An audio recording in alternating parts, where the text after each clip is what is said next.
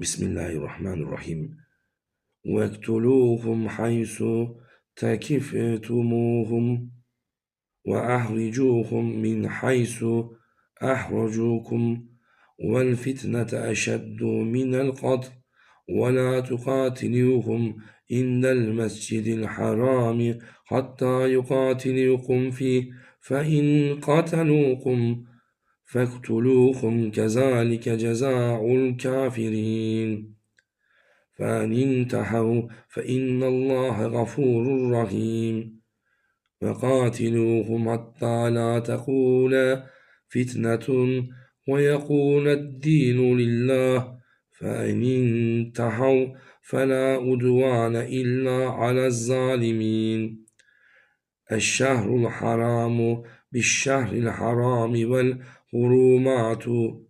قصاص فمن اعتدى عليكم فاعتدوا عليه بمثل ما اعتدى عليكم واتقوا الله واعلموا أن الله مع المتقين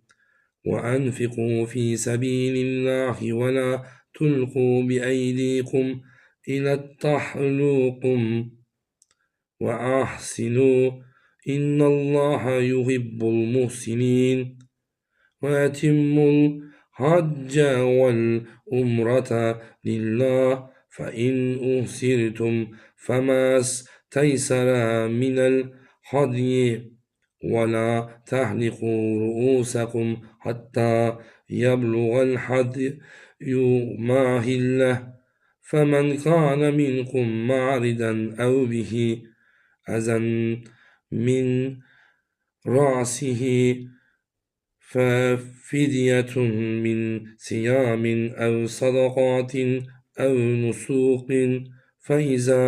أمنتم فمن تمتع بالعمرة إلى الحج فما استيسر من الهدي فمن لم يجد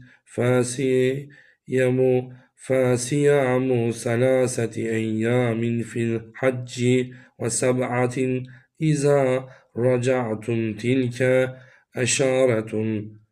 كاملة ذلك لمن لم يكن أهله حاضر المسجد الحرام واتقوا الله واعلموا أن الله شديد العقاب